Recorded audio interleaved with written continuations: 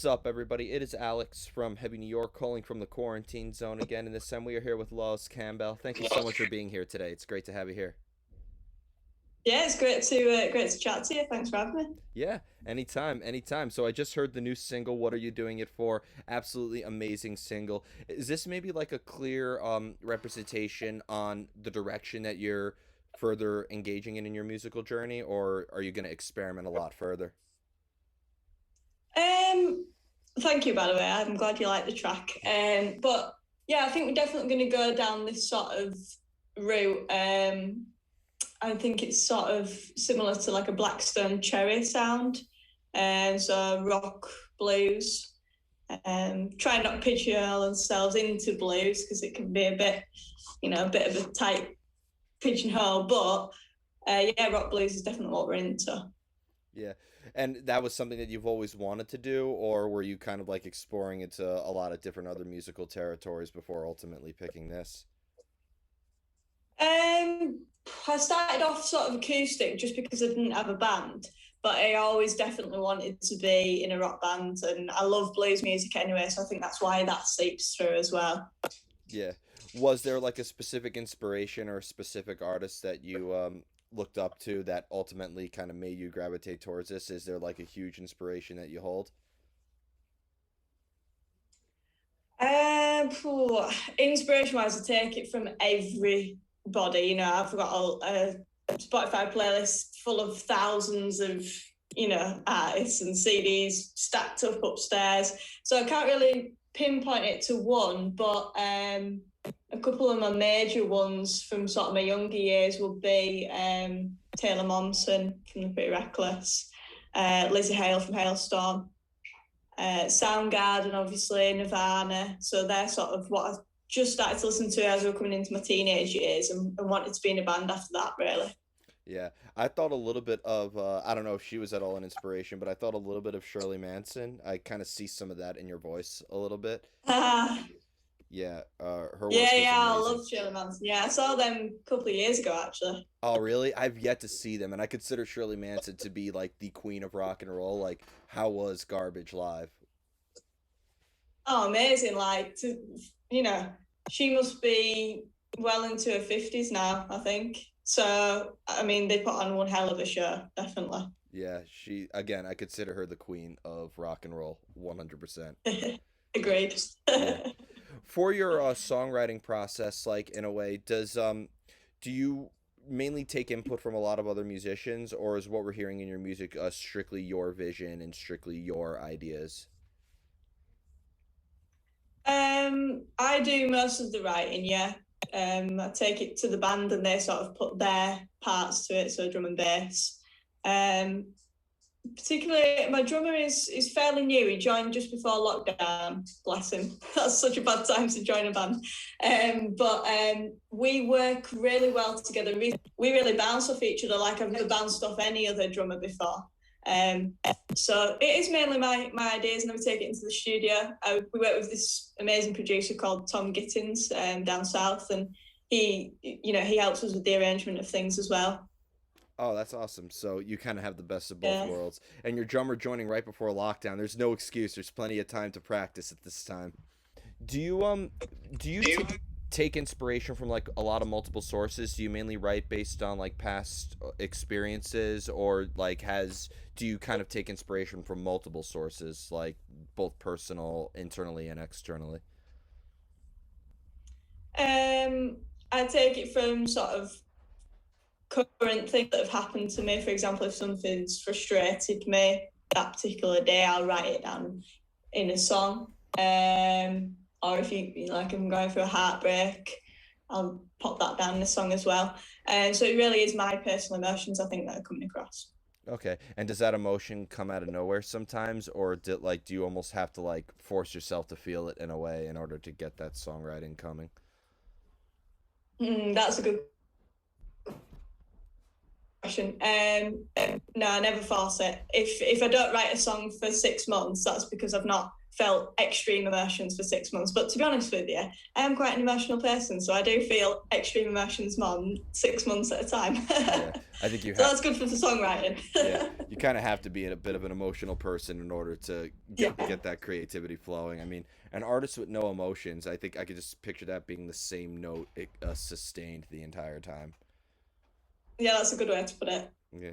Do you sometimes have like lyrics already written before you write the music, and maybe that could help influence the music itself, or do you need music before you write any lyrics? Usually it's lyrics first. Yeah, and then I fit the so the lyrics will come first, and then I may have to adapt the rhythm of them so that they fit with what I want to play guitar wise. Okay. Have you ever had like the best lyrics ever, and then they're always like one syllable over like every arrangement that's written? Yeah, all the time. Yeah, that's got to be frustrating. Yeah, often in the studio, they'll tell me to write more lyrics, and that is difficult because, for example, what we usually do is we write a song and we tour it before we release it, just to get a feel of if people like it, and it gives us a chance to adapt it as well live. And often, sometimes, the best elements of the song are developed naturally live. So that's why I like to do it that way. But when we go into the studio, say we've been playing the song 6 months, and then he says, "Oh, you need another verse." And I'm sat there thinking, well, I don't feel like I felt 6 months ago when I wrote that song. So that's really difficult. But I think you just have to dig deep in them moments and try and remember how you felt at that time. Yeah, it's always hard to capture a moment the longer you work on something. It seems like it's always great that when you could like write a song as quick as possible and still make it as strong. You don't want to rush it, but you also don't want to drag it either. Yeah. Definitely. Yeah. And do you like to leave your music open to interpretation, or do you try to engage the listener into the story and the lyrics just as much as the music itself? A bit of both, really. It depends what song it is. I think my songs such as Backbiting the Bullet, that's pretty straightforward. That is about heartbreak. Um, the most recent one can be interpreted in different ways, really, from different people's point of views on why they play music and what they get from music. Okay. So it really just seems like a listener could approach your music from multiple angles. Yeah, most of the time, yeah. Yeah. And how do you know when a song is sort of finished? Like, does it have to be? Do you look at that from an arrangement standpoint, or do you think determine a song is done when you pretty much say everything that you have to say? Arrangement, I think, because sometimes, like I say, you do have to fit more lyrics in to put your point across properly. I've noticed that the last times we worked with this producer in particular, the songs would not be the same without putting those extra lyrics in. So yeah, definitely arrangement. Yeah. And when it comes to like playing your music live, is there maybe a similar energy that you channel into your live presence as when you're songwriting, or do you consider songwriting and playing live two completely separate arts altogether?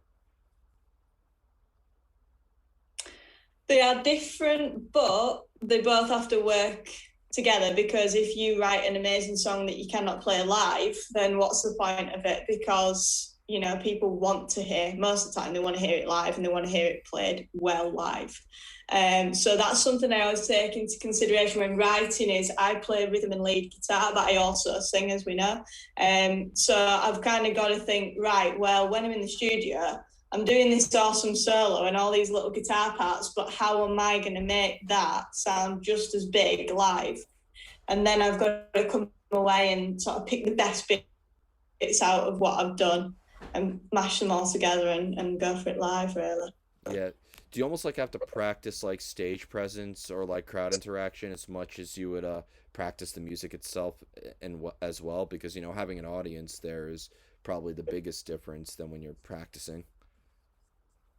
Yeah, I don't think there's any other way to practice that but than to absolutely gig to hell. And we did that for 5 or 6 years we were doing just 60 gigs a year, you know, straight every week. We were out sort of 3 times a week, and is where I got my stage presence and my confidence from, because it's just, like you say, practicing something, but real life practice. So every gig I think you get better. But yeah, it's going to be interesting getting back out there, because, you know, we did a few last year, but it's been probably about 6 months since we played live. Wow. So it's time that you bring this material live and bring it to the States one day. Yeah, 100%. We'd love to come there. Yeah. We know a couple of bands near you, I think. Have you ever heard of Spider Ferns? I have not heard Or of them. Smoky Brights as well. We've played UK with both of those bands. They're amazing. Oh yeah, I think they're from Seattle. Yeah. Oh, okay. Yeah. Yeah. There's a lot of great rock bands here in New York that I think would be a great show for you to play with them as well. Yeah, that'd be awesome. Love that. Yeah. So before we go, I want to thank you so much for your time today. Is there just anything else that you would like to promote? Like, when we have this new single out right now, but can we be expecting more music from you fairly soon? Potentially. At the minute, we are pushing that. We've got an EP available and other CDs on our website, which is www.lozcampbellmusic.co.uk, and it's all available on Bandcamp as well if anybody wants to pick up some merch. Awesome. Well, thank you so much, everybody. We are here with Loz Campbell. This is Alex from Heavy New York, and we will see you next time.